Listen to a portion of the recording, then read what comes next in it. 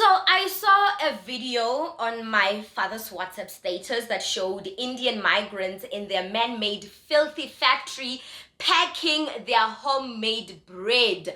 I mean, anyone can bake bread and sell it, but it was the filthy conditions of that factory that were questionable. You can tell that the government doesn't care much to do inspections, health inspections. This is how our kids get food poisoning and die, because these people use unauthorized ingredients in their foods without a single care for our health, for our health and our well-being. It's business as usual for them. We are going to die in the hands of immigrants if we don't do something.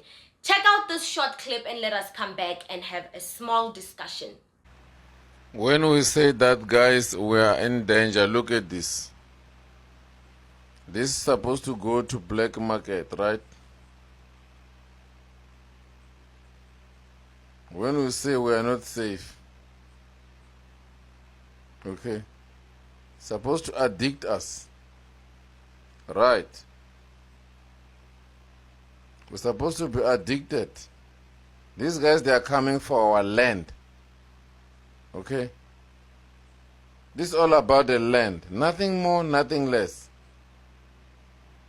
The aim is to get the land. Take the African man out through food, and the land will be gone. In the next 10 to 15 years, the land will be gone. I'm telling you. This video got me thinking that it's time the South African citizens take over the tuck shop or Spaza Shop bodega industry. And with the help of the government in terms of funding, I see it happening a lot sooner. If the government is serious about helping black entrepreneurs rise, this will empower young South African entrepreneurs and create a lot of jobs, which will ease the burden of the economy, seeing that the incompetency of our government is here to stay forever. At the beginning of the month, 6 kids died of suspected food poisoning after purchasing snacks from one of these tuck shops owned by these immigrants, these Indian immigrants. Led by Operation Dudula, angry residents targeted foreign-owned shops after the tragic deaths of 5 children from the area who reportedly ate poisoned snacks that they bought from one of these foreign-owned tuck shops or Spaza Shops or Bodegas. And frustrated community members say they are living in fear for their safety and that of their children, which led to them shutting down tuck shops and Spaza Shops together with the Operation Dudula, an organization which is known for targeting foreign-owned businesses and illegal immigrants. Over 10 tuck shops that are owned by migrants in Soweto have since been forced to close down by the residents of Naledi since the tragic death of those 5 kids.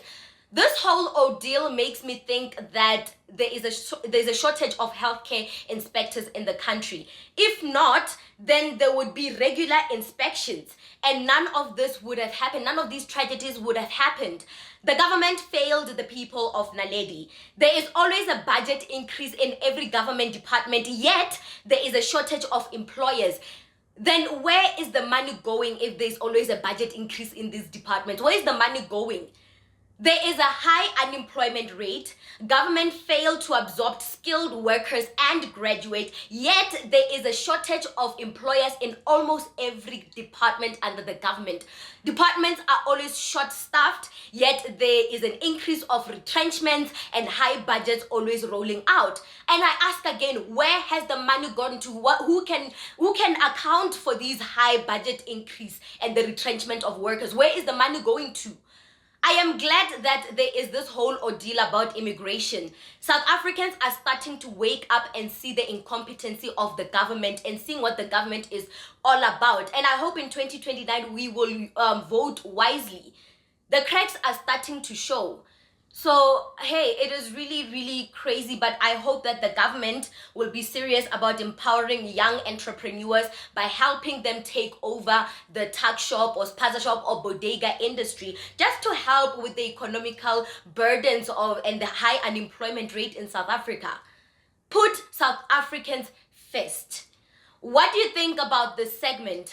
Comment to us in the comment section below. Don't forget to like and share the broadcast. Subscribe to our YouTube channel. Hit that notification bell so you don't miss these groundbreaking conversations right here on the African Diaspora News channel. Introducing the African Diaspora News Channel app, your gateway to stories that's overlooked by the corporate mainstream media. And we serve as the voice to the global Black community. Again, we got Dr. Candace Matthews. A lot of these documents, looking at. We are committed to informing and educating through the power of media. This country is supposed to be about the land of the free for all. It has not been free for Black people, and we are tired. With our platform, we're helping to end injustice by exposing it. Join us in standing for excellence in journalism and serving our community. Download the African Diaspora News app today.